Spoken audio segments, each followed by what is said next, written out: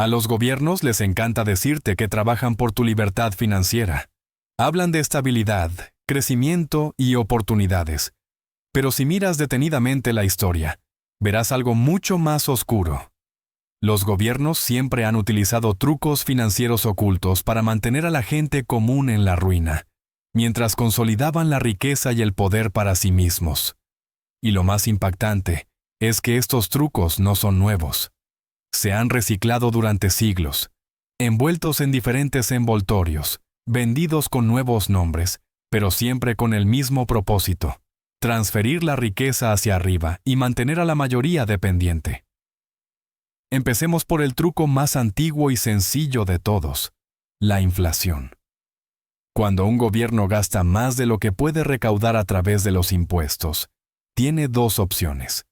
Puede admitir la verdad y grabar a sus ciudadanos abiertamente, lo cual es políticamente peligroso, o puede devaluar silenciosamente la moneda, reduciendo el valor de cada moneda y cada billete en circulación. La antigua Roma dominaba esta táctica. En el siglo III después de Cristo, los emperadores que se enfrentaban a gastos militares comenzaron a reducir el contenido de plata del denario. Una moneda que antes contenía plata casi pura, acabó convirtiéndose en cobre con solo una fina capa de plata en la superficie. El imperio fingió que nada había cambiado, pero todos los que tenían esas monedas pagaron el precio. La inflación se disparó, los ahorros se evaporaron, y los salarios no pudieron seguir el ritmo. Era un impuesto silencioso a la población, un truco que todavía se utiliza hoy en día, solo que con bancos centrales en lugar de casas de moneda imperiales. La Edad Media trajo otra versión de este juego: los préstamos forzados. Los monarcas de Inglaterra, Francia y España solían recurrir a los comerciantes ricos y a los gremios para que prestaran dinero a la corona. Por supuesto, estos préstamos no eran voluntarios. Negarse a concederlos suponía multas, confiscaciones o cosas peores. A veces, la corona prometía el reembolso con intereses, pero el reembolso solía llegar tarde y con una moneda devaluada, o nunca llegaba. El gobierno mantenía sus guerras y sus palacios, mientras que los comerciantes no tenían más remedio que entregar su capital. El truco aquí era la coacción disfrazada de patriotismo o deber, y funcionó durante siglos. En el siglo XVII, el propio sistema financiero se convirtió en el truco. Cuando Gran Bretaña creó el Banco de Inglaterra en 1694, no fue por caridad. Fue porque el gobierno necesitaba dinero para luchar contra Francia. Los inversores ricos compraron bonos del Estado y, a cambio, la corona garantizó el pago de intereses financiados con impuestos. Parece un trato justo. Pero pensemos quién pagaba esos impuestos. ¿La gente corriente? A través de los impuestos sobre productos como la sal, la cerveza y la ropa. Los ricos prestaban dinero al gobierno y obtenían intereses seguros. Los pobres pagaban impuestos más altos para financiar esos pagos de intereses. Era un sistema de transferencia de riqueza disfrazado de finanzas nacionales. Y consolidó un patrón que sigue vigente hoy en día. Las inversiones más seguras del mundo son los préstamos a los gobiernos. Y esos rendimientos están garantizados en última instancia por el trabajo y el consumo de las masas. Si avanzamos rápidamente hasta el mundo moderno, vemos que los trucos están por todas partes. Tomemos como ejemplo el gasto deficitario. Los gobiernos acumulan deudas masivas, emitiendo bonos que compran los inversores, los bancos y las potencias extranjeras. Los políticos le dicen al público que es para infraestructura, empleo o programas sociales. Pero gran parte de ese dinero se destina a contratistas de defensa, subsidios corporativos y rescates financieros. Cuando llega el momento de pagar, los gobiernos no recortan el gasto en la cima. Aumentan los impuestos, inflan la moneda o recortan las prestaciones sociales. El truco es que la deuda parece ser para el pueblo, pero la carga recae sobre sus hombros, mientras que las ganancias van a parar a los tenedores de bonos. Y luego están los rescates.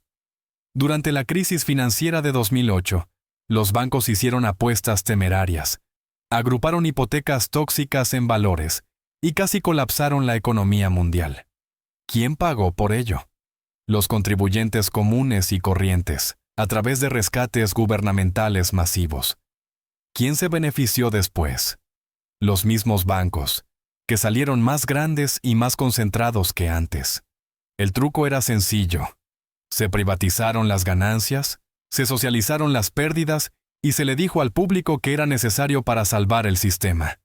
Incluso la forma en que los gobiernos manejan las pensiones y las jubilaciones es un juego de manos. Durante décadas, los ciudadanos de países como Estados Unidos, Gran Bretaña y toda Europa han cotizado a sistemas gestionados por el gobierno, confiando en que el dinero estaría allí cuando se jubilaran. Pero los gobiernos a menudo no ahorran ese dinero. Lo gastan inmediatamente y dejan en su lugar unidades de cuenta, IU. La promesa es que los futuros contribuyentes cubrirán el coste cuando llegue el momento de pagar la factura. Se trata, en esencia, de un esquema Ponzi generacional envuelto en lenguaje oficial. Funciona hasta que cambia la demografía, la población envejece y de repente el sistema se vuelve insostenible.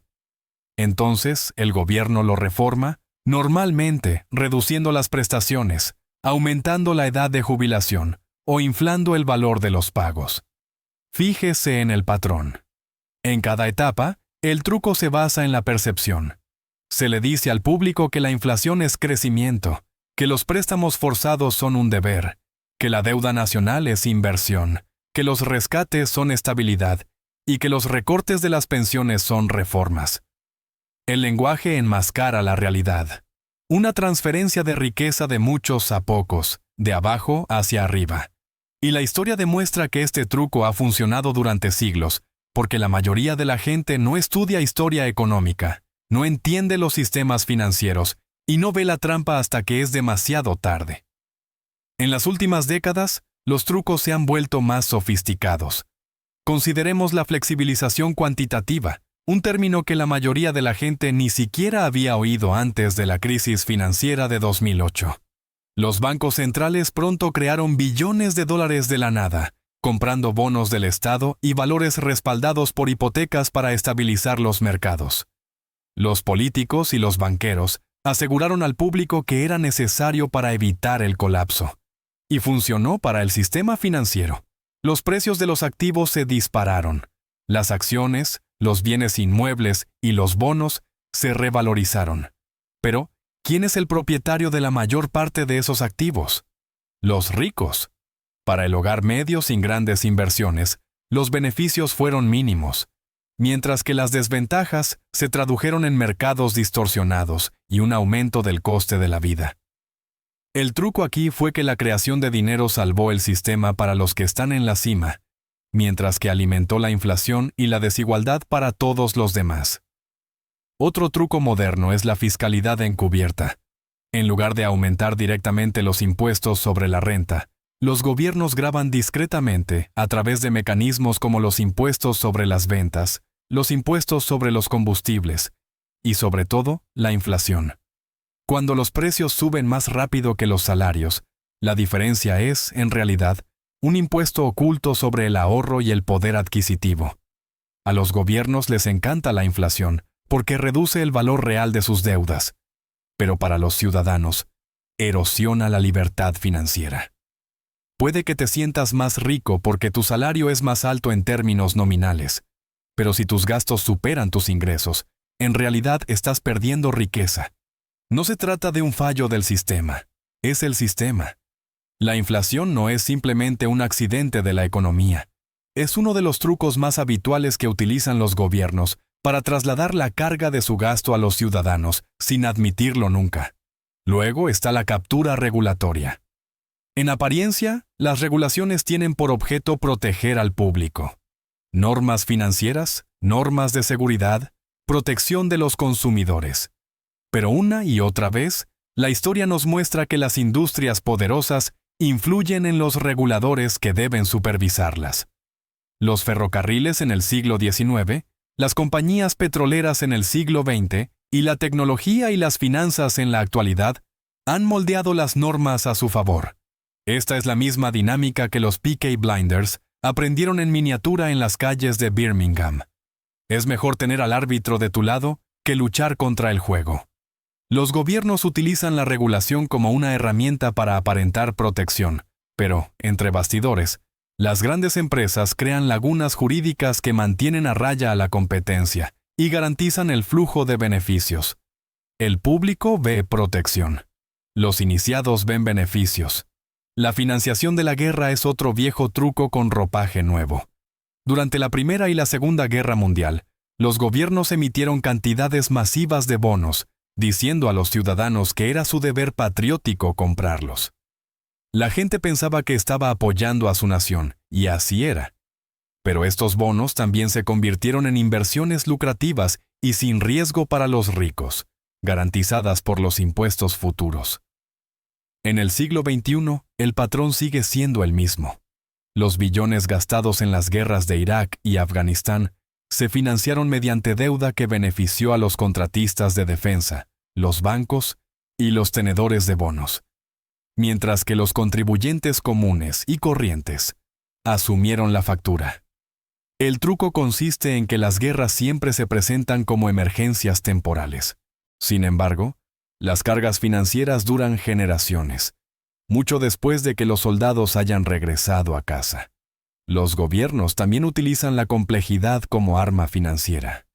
Códigos fiscales de miles de páginas. Instrumentos financieros tan complicados que incluso los profesionales tienen dificultades para explicarlos. Presupuestos llenos de partidas ocultas y jerga. Todo ello crea un entorno en el que los ciudadanos de a pie no pueden seguir el flujo del dinero. La complejidad se convierte en camuflaje. Cuando no se puede ver la transferencia de riqueza, no se puede resistir.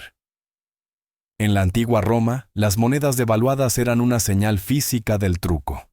Hoy en día, son los balances ocultos bajo acrónimos y programas oscuros. El truco es el mismo. Hacerlo demasiado complejo para que el público lo siga y la transferencia pueda realizarse sin que se note. ¿Por qué es esto importante ahora? Porque los trucos siguen vivos y se aceleran. La inflación se come tus ahorros.